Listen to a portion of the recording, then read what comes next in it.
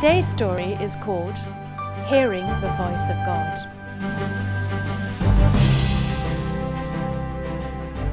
One evening, a young man went along to a Bible study on the importance of listening to and obeying the voice of God.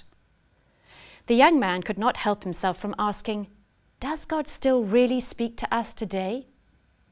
He left the Bible study with some friends and went for coffee with them. As they discussed the message, several of them spoke about the different ways in which God had clearly guided them. It was nearing 10 at night when the young man decided to go home. As he sat in his car, he started to pray.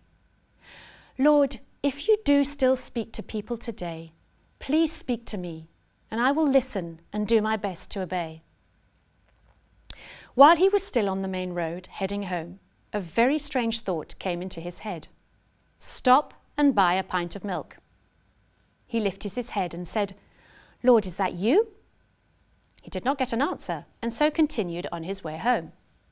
Once again, the same strange thought came to him. Buy a pint of milk. The young man remembered the story of Samuel and how he had not recognized the voice of God, but instead had run to see the prophet Eli. "Okay, Lord, just in case it's you, I will stop and buy a pint of milk." It did not seem a very complicated test of obedience. He could always use the milk himself. He stopped, bought the milk, and continued on his way home. As he passed 7th Street, once again he felt impressed upon him, "Turn into this road."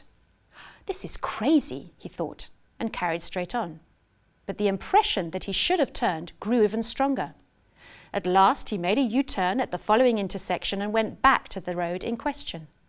Half smiling, he said, "Okay, Lord, I'll do it." He drove past several buildings until all of a sudden he felt he should stop. He parked along the pavement and looked around him. He was in a semi-industrial area of town, not the safest of neighborhoods, but not the worst. The shops were closed and most of the houses were dark, as if everyone were already asleep. Again, he felt strongly impressed upon him, "Go and give the milk to the person in the house on the other side of the road." The young man looked at the house. It was dark and seemed as if either the people were not there or already sleeping. He started to get out of the car, but then sat down on the edge of his seat and said, "Lord, this is delirious. The people are sleeping, and if I wake them up, they'll be furious with me, and I'll look stupid." However, eventually he crossed the road and knocked on the door. He could hear some noise from inside the house, and a man's voice shouted, "Who is it? What do you want?" Before the young man could leave, the door opened, and a man dressed in jeans and a t-shirt appeared. He looked like he'd just got out of bed and did not seem very happy to see a stranger at his door. "What do you want?" The young man handed him the pint of milk. "Here, I brought you this." The man took the milk and disappeared down the corridor, speaking loudly in Spanish. A woman then appeared with the milk, making her way towards the kitchen. The man was following her, carrying a baby. The baby was crying.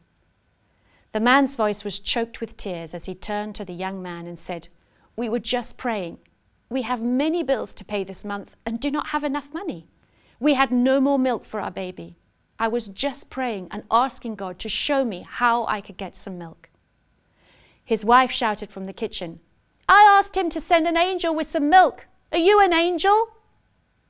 The young man took out his wallet and put all the money he had on him into the hands of the man. He turned around and walked back to his car, stunned. He had just proven that God still wants to speak to each one of us today. Join us again soon for a story a day on www.365-stories.com.